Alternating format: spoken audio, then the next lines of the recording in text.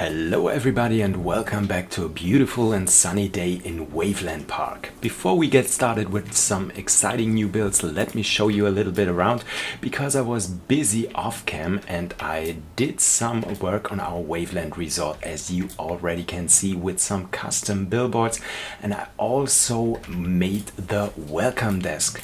So here's our welcome desks with some keys in the background, with some advertising and with some seating areas. And here on the left side you could have seen something really quick.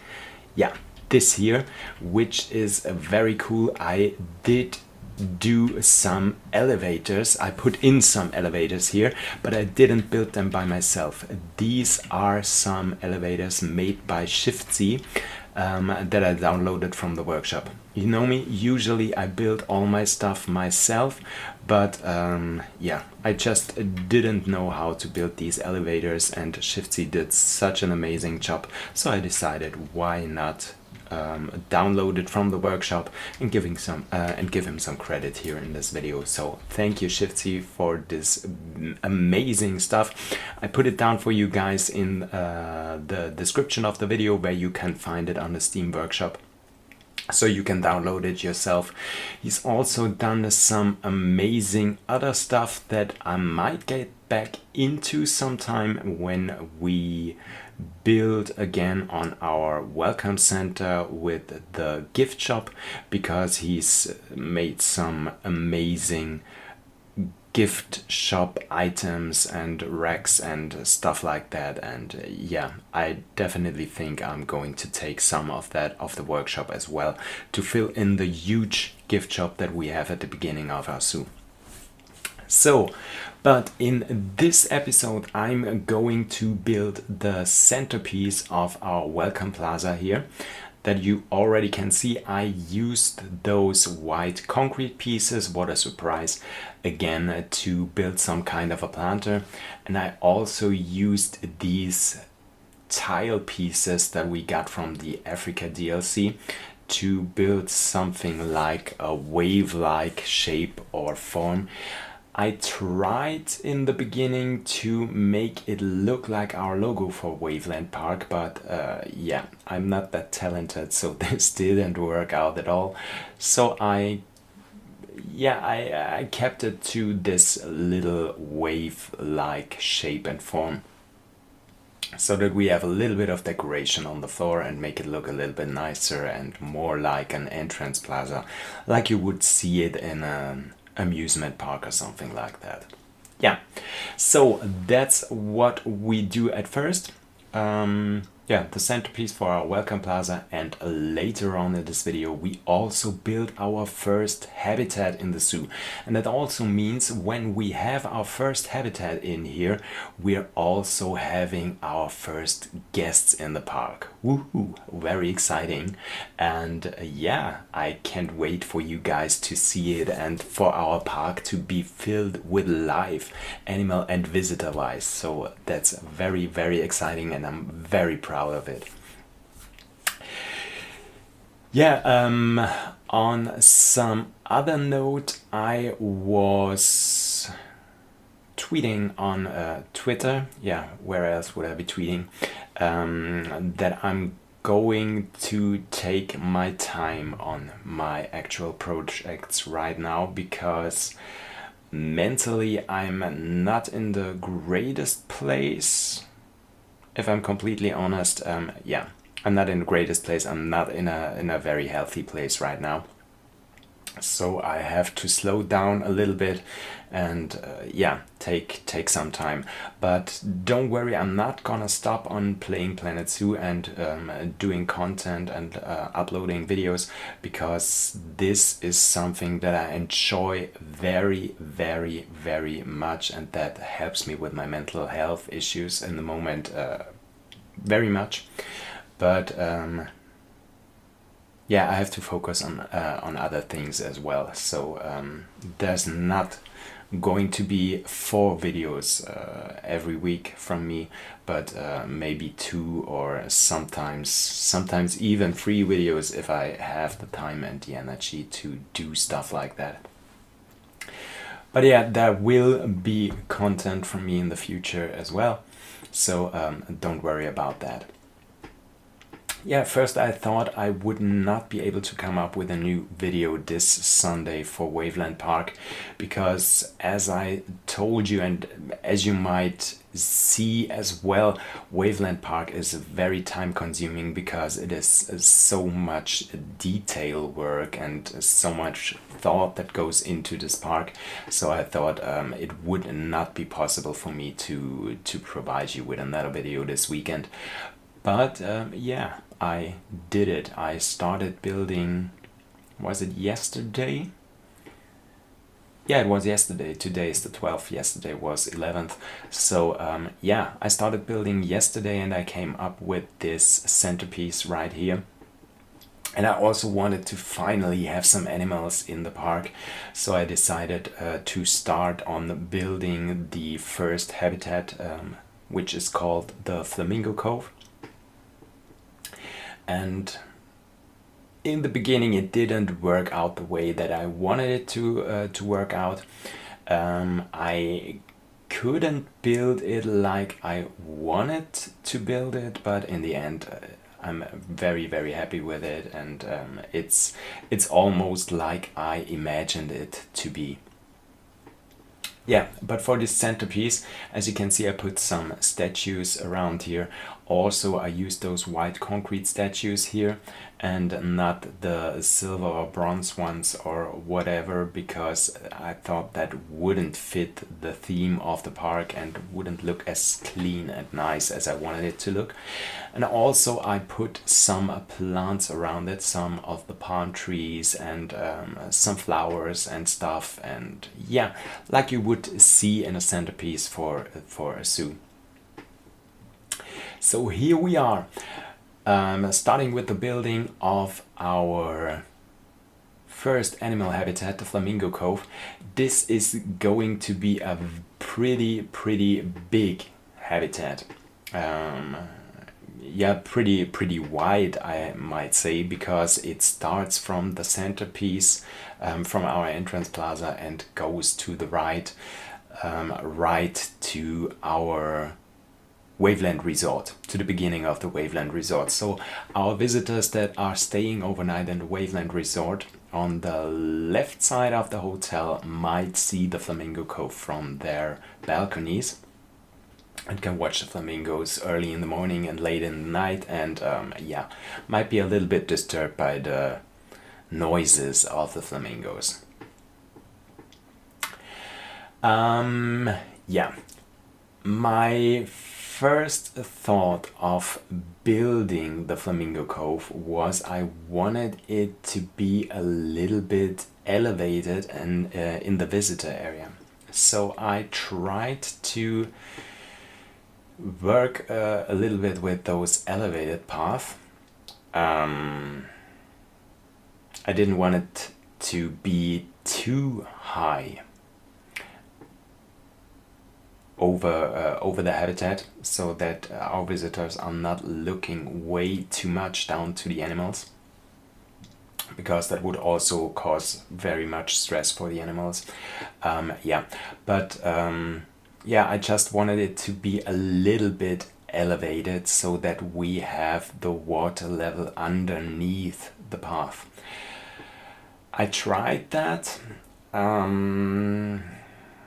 but the problem with it was every time I had some complications by building it, and I had to remove the water,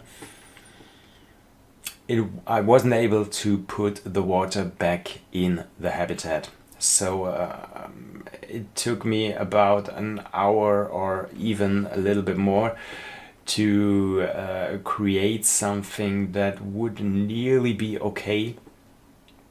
But in the end it just didn't work out at all, and I had massive problems with the pathing, because the pathing is yeah, sometimes is pretty ridiculous. Because yeah, why is it possible to build the path above the water level, and then when you remove the water, just to change the yeah, just to change the landscape a little bit. And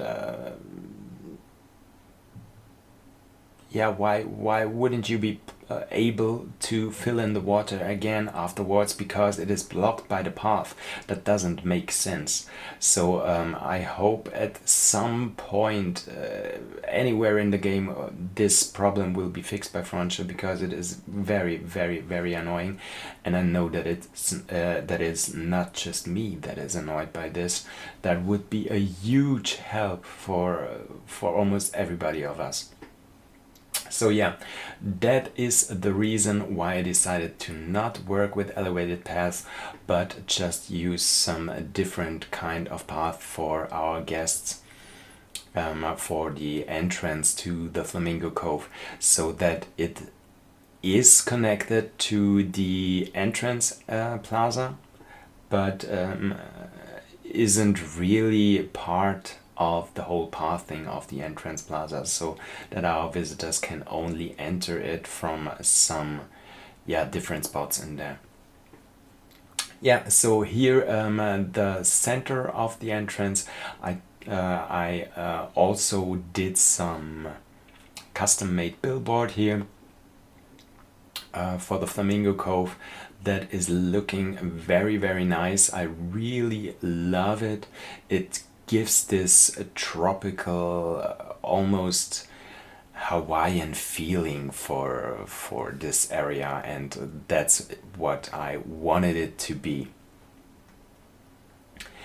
Yeah, and I also wanted to have some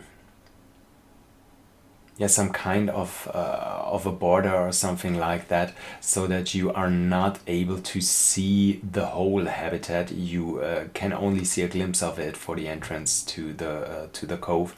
So I put down these faux rocks in between to make it look a little bit more interesting and to separate it a little bit from the busy entrance plaza. Yeah, some more signage around it, so that you have the sign for the Flamingo Cove on every side of the habitat. I removed it right now, but I'm going to put it back later on in this build. And I also did make some custom billboards, some education boards for the flamingos. The only thing that would be really, really great is if you could select that these are some education boards. So if you do those custom billboards, they will not be recognized as education boards in the game, which is pretty sad, because in Sandbox it is no problem. Because you don't need that much education. But if you are going for education levels in franchise mode or something like that, yeah, it is very, very sad, because your visitors won't see that as education, even if it is. And I didn't want to have those real education boards in here, because I just don't think they match the vibe of those education boards that I built myself. Yeah, so maybe that's something for a future update. That would be pretty cool if you can choose to have those custom billboards as education boards, and that will count for the education status of your guests. Yeah, so I did put down some rocks on the border of the habitat, so that our flamingos won't be able to escape towards the visitors, which really does work. I did choose the option for our animals that they are not able to escape their habitats, but in reality, in this build, the flamingos are not able to escape. So I built it completely realistic, and I built it in a way that, yeah, as I said, that the animals can't escape the habitat. Here on the main island for our flamingos, I tried to build some nests for them. So, you know, in nature, flamingo build these nests out of mud and dirt that are almost like little hills where they have their eggs in there. So yeah, I tried to recreate that by using those faux tree pieces that we got from the aquatic DLC to make it look like some flamingo nests. And yeah, in the end, I think they look pretty okay. I could have chosen a different color because these are also recolorable, so maybe I'll go back into that at some point. But yeah, at this time I think it looks pretty nice.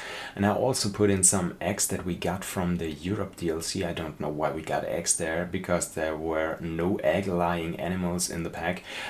Yeah, but as I said, I used those eggs to make it look even more realistic. Yeah, on the side of the habitats, I used these log pieces to separate or to keep the flamingos from walking out of their habitat. So this also works pretty well, so they can't leave their habitat. I just had to put them closer to the fence by the visitor side, so that they really are not able to leave it. And yeah, in the end, it all worked out pretty well. Just a little bit more sand on the other side of the water area for the flamingos. By the way, I used for the water level, I used the new feature from the Wetland DLC, where you can build those terrace levels so that you have a very flat water level, so that the animals are not able to swim in there but wade through the water. This was something that was very important for me when I built this habitat for the flamingos, because as you guys know, I'm not very happy with the swimming animations of many of the animals. It's not about the animation per se, but it is about that the animals are swimming all the time. Like I have the problem in Swamp Lake Zoo at the moment, where all my bears are just swimming and not using the land area, so they are only in the water the whole time. And I didn't want to have the flamingos swim the whole time, because yeah, as I said, flamingos usually don't swim that much. Yeah, and I also built some backstage building in here, because as you noticed, I don't have any staff buildings in the zoo right now, besides of our hotel. Yeah, we have restrooms in the hotel. I don't know if you have seen it in the beginning of the video, as we made a little tour through the hotel. We have we have restrooms on the left side of the hotel, and we also have a staff building on the right side of the building, so that our vendors and our shop staff could go in there and have a rest. Yeah, but in here we have a keeper's hut, and we also have a staff building where our staff can have a little break and have some coffee or something like that. And what I'm also building in the next episode, or in some of the next episodes, is we need an animal hospital, and also oh my god, I don't know the name of the building where we can purchase animals. So yeah, this as well.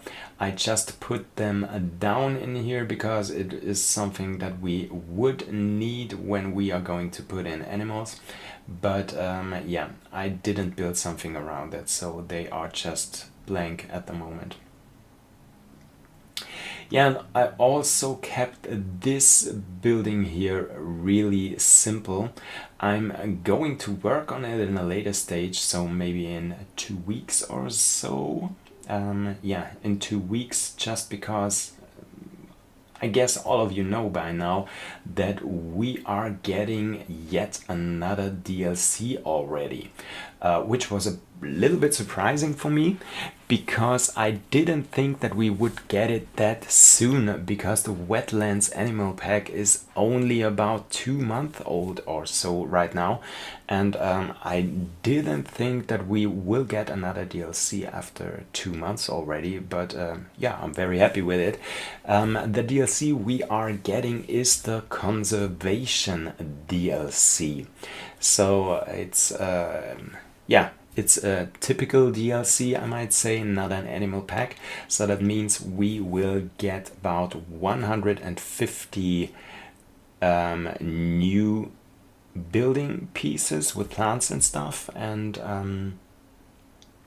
yeah, we are also getting 5 new animals, 4 new habitat animals and 1 exhibit animal. The exhibit animal is going to be the, I hope I pronounce it correctly, because I never said that word in English. It is going to be the axolotl, which is, yeah, some kind of a newt or something like that. Yeah, I think so. It is called something like that.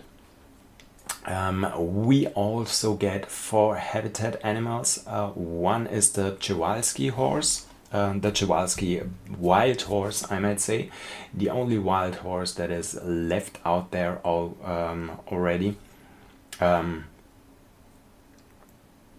Yeah, because all the other wild horses are extinct. The Przewalski horse already was extinct in the wild as well, but through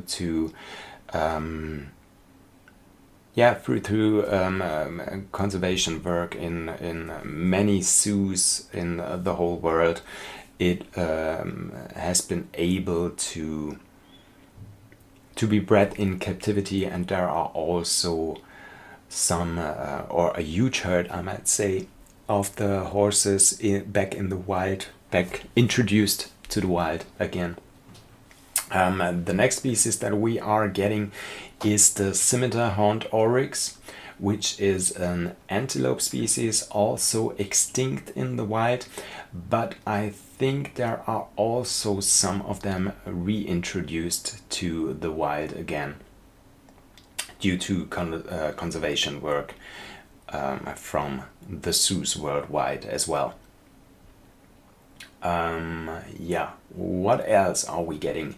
Yeah, we are getting the Amur leopard, which is, I guess, the biggest leopard species that we have out there, that is living in Central Asia and Russia, I guess, which is a very common species in European zoos. So I was hoping for an African leopard to be in the game, but yeah, I'm also very happy with the Amur leopard. And the last species we are getting is, I almost forgot about it. Yeah, it's the siamang. Siamang is some kind of subspecies from the gibbon, so it is a primate. And siamangs are very well known for their singing, like all the gibbons, and yeah, for singing and swinging, I might say, because they have a unique way to move around on yeah, in the trees, because they are swinging from, like Tarzan, from tree to tree. Yeah, these are the new animals that we are getting in the DLC. And to come back to what I was talking about in the beginning, I'm going back into the backstage building after the DLC is released, because we are getting many backstage props. So usually I'm not one that enjoys building backstage stuff, but I think with all the backstage props that we are getting, I'm doing something like that in the next episodes when the DLC is released, and I try to work with it a little bit. Yeah, as we were talking about the new DLC, we finished the habitat of our Greater Flamingos, just putting in some animal enrichment, some food enrichment, because I didn't want to put a lot of the toys in there. Yeah, the only enrichment that I put in is the scent. Yeah, I don't know the English word. The scent piece where the animals can smell some herbs or something like that. That's the only thing that I put in here.